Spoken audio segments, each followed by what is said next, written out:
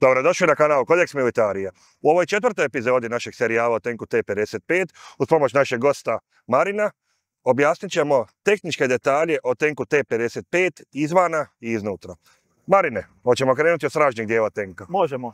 Evo, dakle, sražnji dio tenka, ono što uvijek zamjetimo zašto balvan odozada, inače ovo je to yellow balvan, ali on bi trebao koristiti jače, dakle, bukove balvane, složujemo je za izvlačenje. Dakle, ono što je bilo i upotreba tenka T-55 je vrlo često bilo u tim močvarnim uvjetima, dakle, zemljišta gdje je on propadao, gusjenice su, dakle, propadale, onda se balvan stavljao ispred njega da bi ga zapravo narolao i da bi on zapravo prešao preko njega. Ono što isto tako, kako još poveznicu drvo ima s tenkom T-55, u zimskim uvjetima gusjenice su se uvijek, odnosno tenk se uvijek parkirao na daske.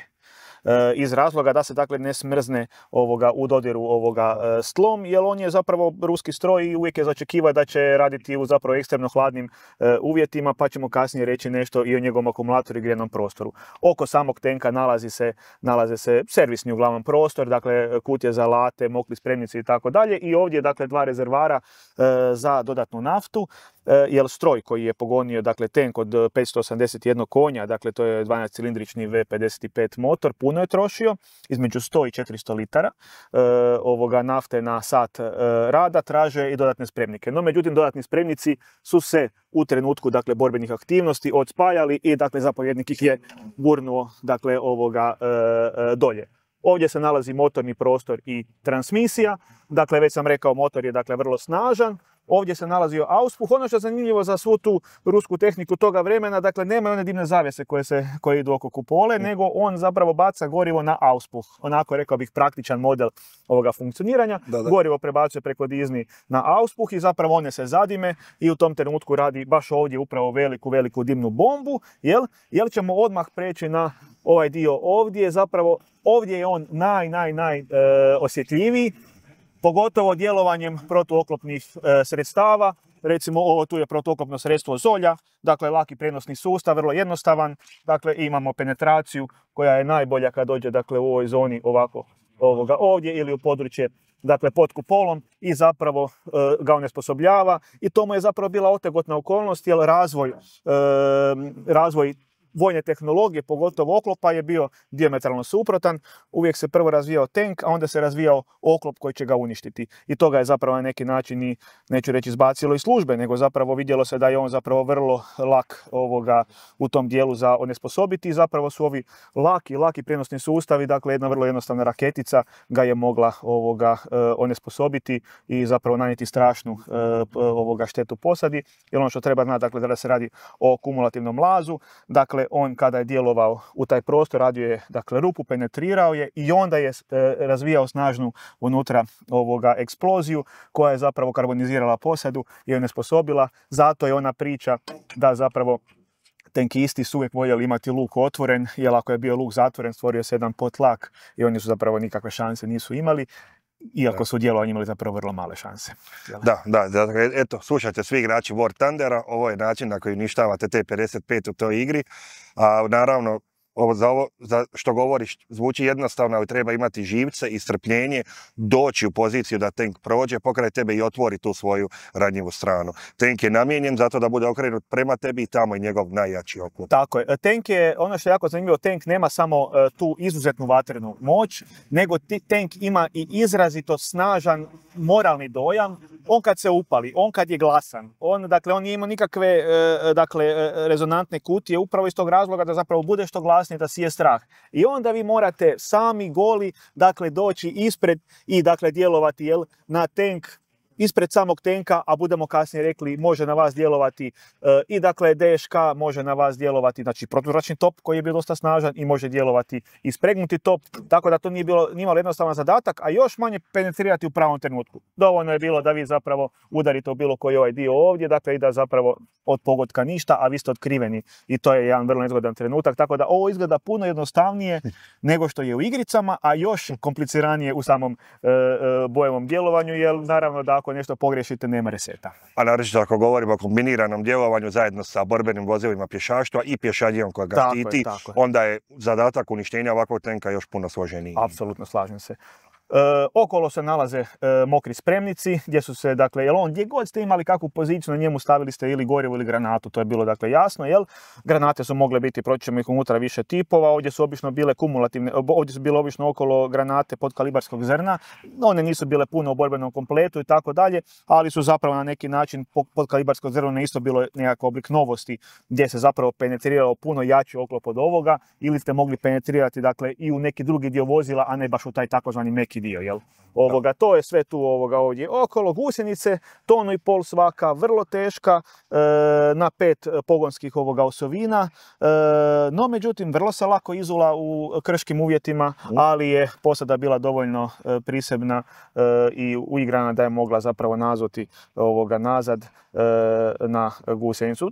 Pogodak je u gusjenicu učinio svoje, naravno on je u tom trenutku bio apsolutno nepokretan, ali ga je bilo bolje pogoditi negdje, jer onako je nepokretan i dalje može djelovati. Tako da eto, i to je obično taj dio. Što se tiče osnovnog naoružanja, uz 48 granata, dakle uz protuzračni top koji se gore nalazi, on je imao, dakle posada je imala i klasičnu, dakle automatsku pušku, dakle M80, jel, koja je dakle koja je bila ova kraća verzija, tako da se mogla spremiti kompaktna, dakle, unutra, jel, bila je bio unutra signalni pištolj, 10 bombi, to je bilo unutra, a posada je obično imala jugoslavensku verziju pištolja Škorpion, čehoslovački, dakle, poznati Škorpion, dakle, poluautomatski pištolj, ali koji je ujedno bio korišten kao, koji ima jugoslavensku licencu i posada tenka ga vrlo često koristila, jer je bio onako jednostavan za upotrebu. Ovo ovdje je, dakle, spregnuti mitraljez, namjerno smo ga izložili vani da ga možete vidjeti kako izgleda, jer on se ne vidi, on se nalazi ovdje mu je, dakle, kućište, odnosno s druge strane mu je kućište, ležište, ali jednako ovako izgleda, dakle, ovaj ovdje prozorčić uz sam top. Radi se o kalibru 7,62 i zato ima taj naziv PKT, dakle pulemljot Kalašnikova tenkovski, jel, samo što je razlika između klasičnog zrna tog, dakle, 7,62 je što ima taj R sustav, dakle rand, rub, koji mu zapravo spriječava dakle izravni je udar, dakle, jel, igle i dakle redenik se nastavlja dalje prazniti, zapravo tako da ne vrca okolo svuda. I ono što znači spregnuti. Znači spregnuti znači da nemate klasični obarač, nemate, dakle, ne pucate iz njega iz te pozicije, nego on je, dakle, spregnut na način da je elektronski, znači, spojen na sustav i zapravo gumbom ga pokrećete i on kako se kreće top, tako se automatski kreće spregnuta strojnica i zapravo puca po pješaštvu, jer naravno da top ne može po pješaštvu pucati, jel? Tako da u slučaju ako se uočilo da neko sa eventualno nekim protuoklopnim sredstvom se kreće, onda idete lagano za njim i, dakle, djelujete kako bi zapravo spriječili da se ispred vas naiđe bilo kakav strijelac s protuoklopnim sredstvom.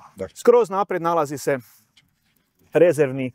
rezervni par gusenica, 3 komada, dakle, gusenica u tom sklopu koje su bile izmjenjive, blatobrani koji su se skidali u borbi, niste ih morali, ali su se obično po pravilima službe skidali u borbi. I ono što bih ja možda ovdje malo više dao pozornosti, a to je zapravo što vozač vidi. Ovdje je pozicija vozača, ovdje je njegov luk. Često ste vidjeli situaciju da je zapravo vozač, da mu je glava vani, jel? Zato što upravo ima jako mali kut gledanja. I ono što je, dakle, u trenutku borbe, vozač se spuštao sa sjedalom, dakle, dolje, zatvarao je luk, jel, i zapravo gledao je samo na periskope. Ono što je bilo zanimljivo, recimo u jednom sam isto čuo jednu trenutku anegdotu, problem je kad ga vozite, tank je kad dođe do velikog nagiba, znači do velikog nagiba, kad se tank, dakle, digne, u tom trenutku vozač, iako je izvan, vidi samo horizont. Znači on vidi samo plavo nebo, on ne vidi cestu, ništa, i onda su znali vozači kočit, jel? A ne kočit, nego zapravo stat, ne, on nema kočnice klad, nego stat, i onda bi došao vozač, došao bi zapovjednik i stao bi mu na glavu, jel? Tako da stisne gas da se izvuče van, jer su se uplašili da ne bi skrenuli slučajno s puta, prekrenuli ili nešto slično, jel? Ovdje je, znači, njegov sustav, dakle, za dizanje i izvlačenje i ide sajla preko njega, tako da ga zapravo tank za izvlačenje ili drugi tank može povući. Da. Odlično, hvala lijepa. I idemo sad na kupalu da vidimo još par detalja. Ajmo.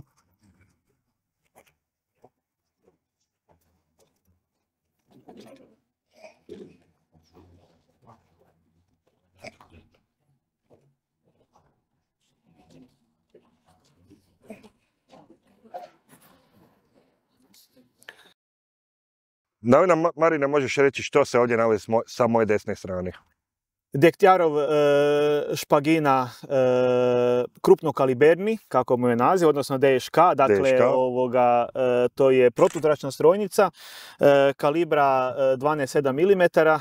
Ovo je ležište, jel? Dakle strojnica je zaista duga ovdje, iz koje dakle, se djeluje po zrakoplovima, ali se djeluje i po pješaštvu. Ono što je tank T-55 i smatralo se da ova strojnica zapravo ne treba je to djelovanje po mlaznim avionima koje je zapravo bilo bespredmetno. No međutim, pokazalo se u Domovinskom ratu da je zapravo jako dobro djelovanje po živoj sili na tlu, dakle po pješaštvu. I sva ta naša sredstva koja smo koristili tijekom Domovinskog rata zapravo vrlo često su korištena za ono za što uopće nisu bile namijenjena. Jel? Pa između ostalog se pokazalo da je ovaj top apsolutno dobra stvar, a 12,7 je vrlo ozbiljan kalibar za djelovanje po pješaštvu. Je, omogućava i puno veći domet i puno veću probojnu moć ako gađaš ovakva vozila ili zgrade čak. Tako je, i nije bila mobilna. Jel? Dakle, ona je bila mobilna, nije bila spregnuta kao što je bio spregnuti u bilo kojem smjeru se mogla okrenuti. Malo je bila nezgodna za kretanje, ali je, dakle, apsolutno se pokazala kao odlična zaštita tenka, pogotovo zato što su tu u tandemu, jel, djeluju zapovjednik i zapravo topnik s ove strane. Ovdje ispred vidimo infracrvenu, dakle TVN1, dakle infracrveni vozačev vizor, dakle on se otvara, jel, ovo mu je samo lampa infracrvena, jel, tako da je on znači imao i djelovanje po noći, odnosno vidljivost je imao zapovjednik po noći, jer je zapravo zapovjednik gledao kroz ovdje koje se nalaze, dakle vizire, jel, dakle sustave periskopa, tu je bio njegovo to pogledno zapravo okretno polje. Ovo što vidimo ovdje skroz ovdje ispred je zapravo taj dio gdje se namješta sama cijev kada tank zapravo ulazi pod vodu.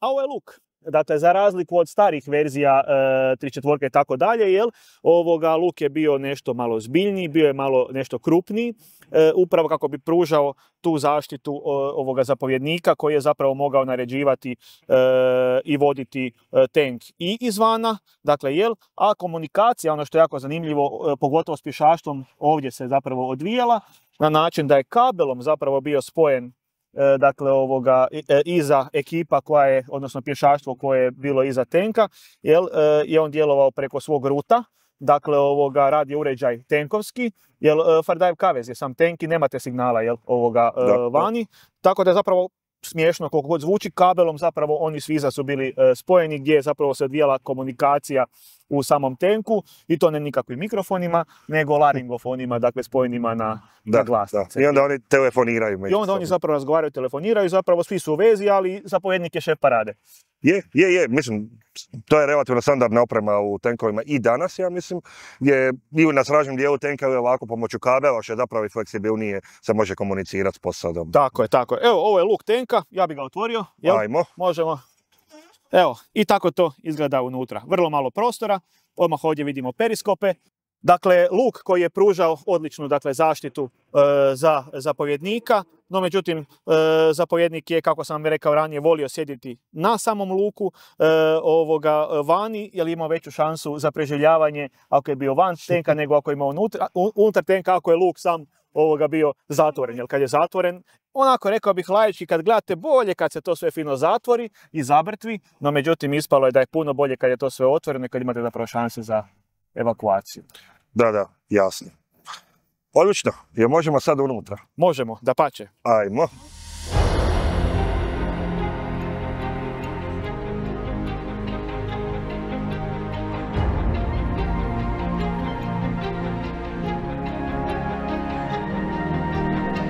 Evo, dakle, ja preuzimam ulogu voditelja zato što moj voditelj nije uspio ući unutra. Dakle, i nalazimo se u unutrašnjosti tenka T-55 gdje je mjesta vrlo malo, a onda pokušajte zamisliti kako je bilo biti unutra s 4 osobe koje su zapravo činile posadu tenka, jel? Dakle, sad se trenutno nalazim na mjestu, dakle, zapovjednika tenka, jel? Odmah njemu između nogu ovdje, dakle, bio je položaj, topnika, jel? S njegovim, dakle, instrumentima. Uređaj kojim su oni komunicirali zove se RUT, dakle radio uređaj tenkovski, i razgovarali su putem laringofona. Ovo ovdje je dakle top 100 mm sa 2 cilindrična pomaka ovdje. Dakle, i vidimo ovdje njegova 2 amortizera, dakle ulazna ovdje usta.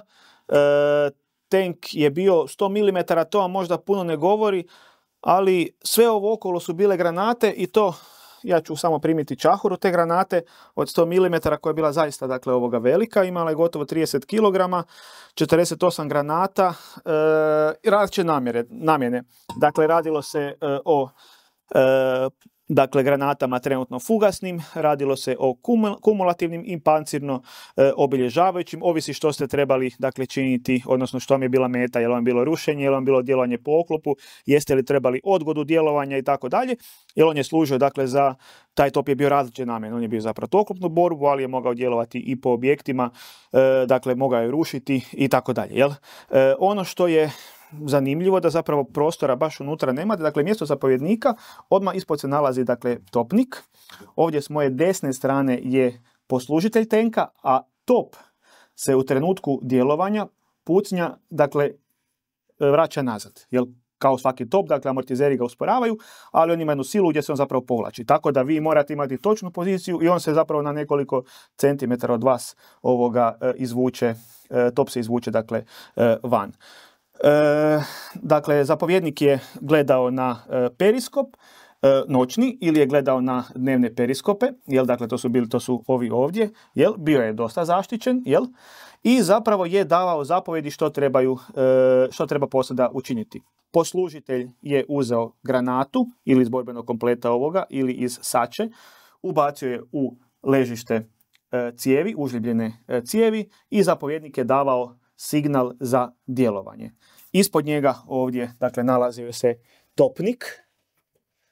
Ovo ovdje na što trenutno gledam je bila ciljnička sprava topnika. Dakle, imao je joystick, dakle, odnosno sustav pokretanja samoga električnog pogona kupole, i onda je kupola okretao lijevo, desno, gore i dolje, i ovdje je bio udar za djelovanje topa. Ako je slučajno zblokirao sustav ovoga elektroničkog pogona kupole, mogli ste dakle ručno okretati kupolu ovdje u slučaju da je elektronski sustav zblokirao.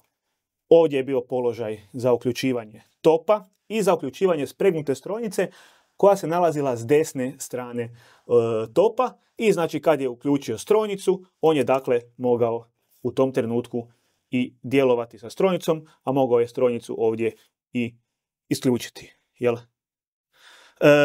Odmah ispod ovdje, skroz unutra, nalazi se pozicija vozača koja je jako nezgodna, pa ću vam kasnije pojasniti kako izgleda sama pozicija vozača i na kraju krajeva kako sam tank se pokreće. Dakle, ovdje, to je desna strana topa, mogu se vidjeti sače u kojima se nalaze granate, i s desne strane su isto tako nosači granata. Zapravo cijeli prostor desne strane, pozicija dakle poslužitelja topa, je zapravo bila puna granata, i on zapravo kad je uzeo granatu, stavio ležište, granata je ispalila, bacio je iza u bunker i uzimao je dakle nove granate, njih 48 koliko je bilo u borbenom kompletu. Odmah ovdje iznad se vidi pozicija te spregnute strojnice.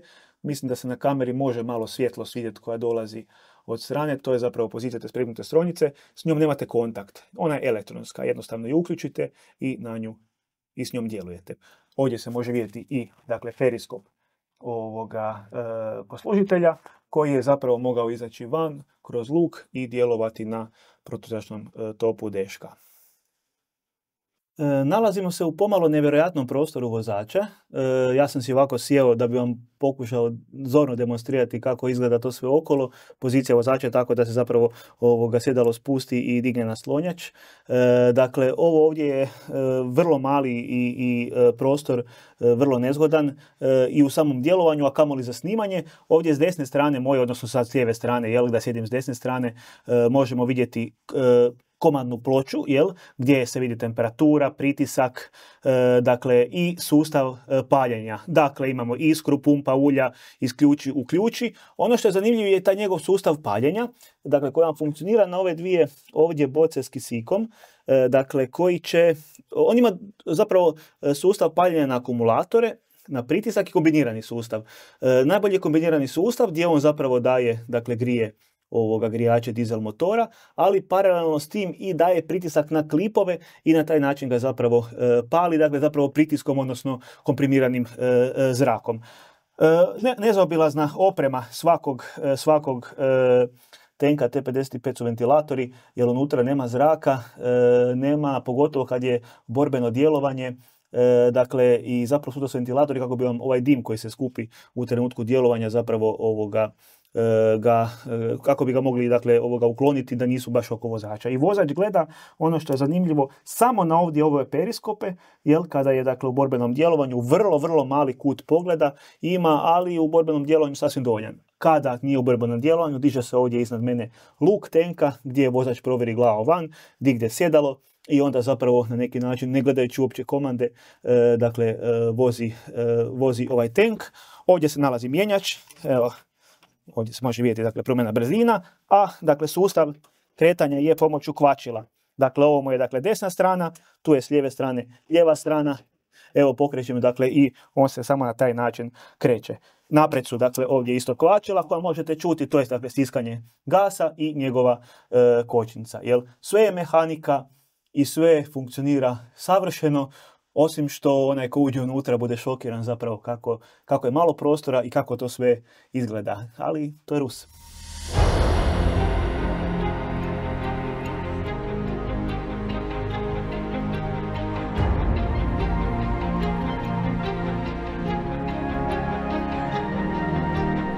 Dragi gledatelji, to je završetak naše serije od 4 epizode o tenku T-55.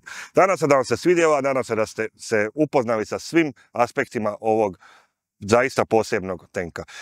Zahvalio bih našim gostima, Viktoru i Marinu, koji su nam omogućili da ne samo pristupamo tenku, nego i da ovo i snimanje i završni rezultat bude puno bolji nego što bih ja to mogao učiniti sam. Uz malo sreće i vašu podršku, ovi gosti će se vratiti i u budućnosti na ovom kanalu. To bi bilo to, ne zaboravite se pretplatiti za te buduće epizode i nadam se da se uskoro opet vidimo.